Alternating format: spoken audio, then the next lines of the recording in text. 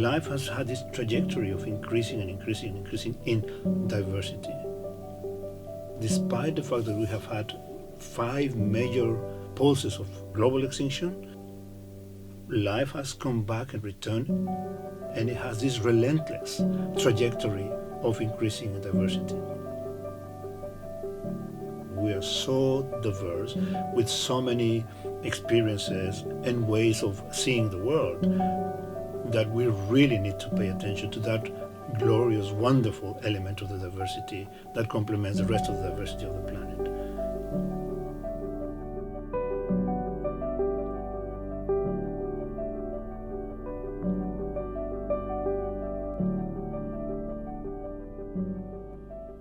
I look at the stereotypes that we have about the environmental movement. Your stereotypes that you think about, like the tree-hugging hippies that wear Birkenstocks and Patagonia and drive Subarus. But I study those and how those create inclusive and exclusive spaces. When they create exclusive spaces, how does that push people away, and how can we change that to bring more people of different backgrounds into the movement?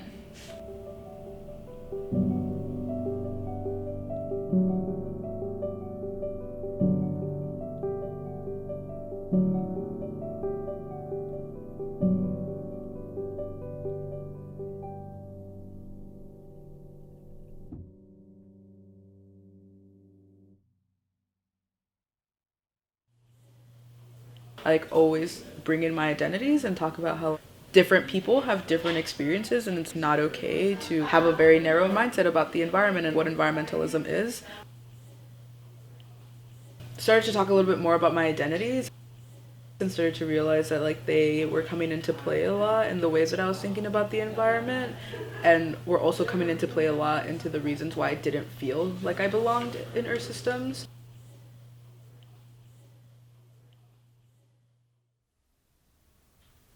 There were a lot of ocean-related issues that I was curious about but never really had an outlet to explore those. You hear these people saying, "I love San Diego. It was beautiful. I was swimming around with all these sharks and all the fish around my feet." But that wasn't the reality that I grew up in. I'm from Imperial Beach.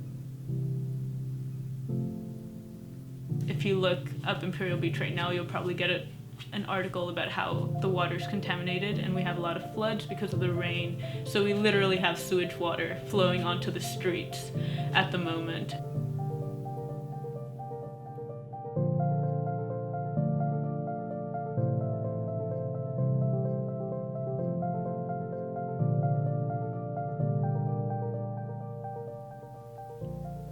I hadn't had that typical experience of people growing up going hiking and going on these cool nature-filled trips.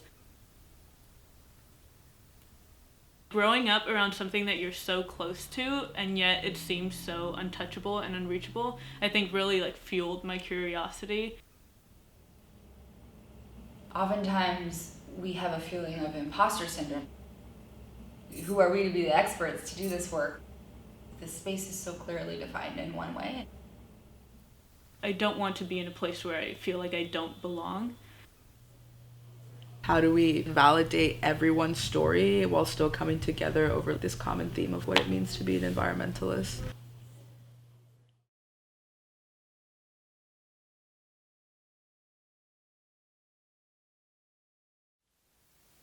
One of the most critical rights of humans is access to education.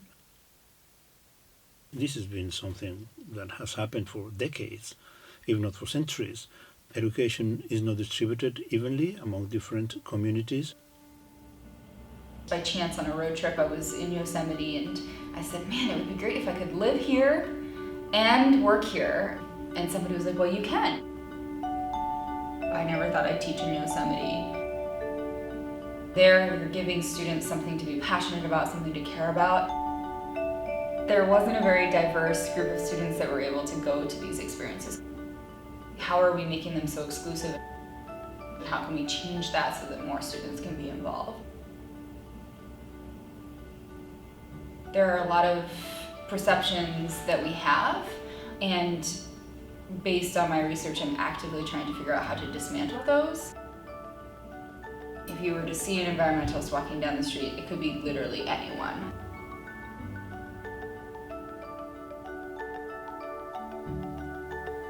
This is Axel. He is my brother's firstborn, my first ever nephew, like within my nuclear family, and this is Alain, his younger brother. And then there's gonna be a third one. His name's gonna be Aiden. He'll be right here, but he's gonna be coming February 18th at 12:30, as we found out today. Yeah, these are my best friends. They're super cute. If we all thought like children, the world would be a better place. My way of trying to add to that is through education.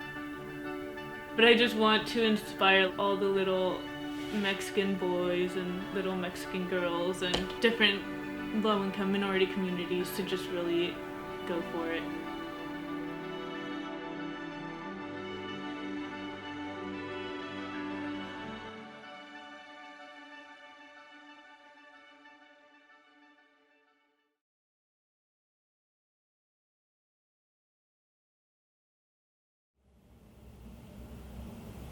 What would it mean to have a diverse environmental field?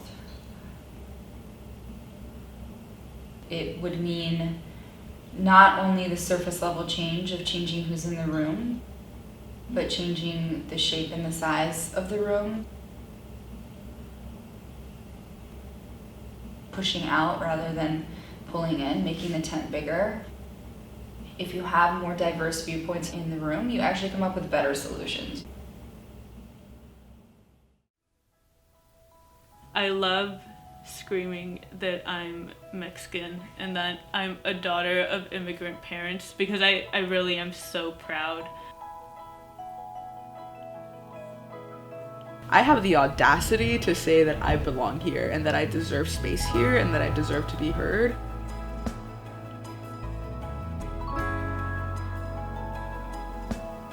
I find it absolutely necessary for my story and these kinds of stories to be shared.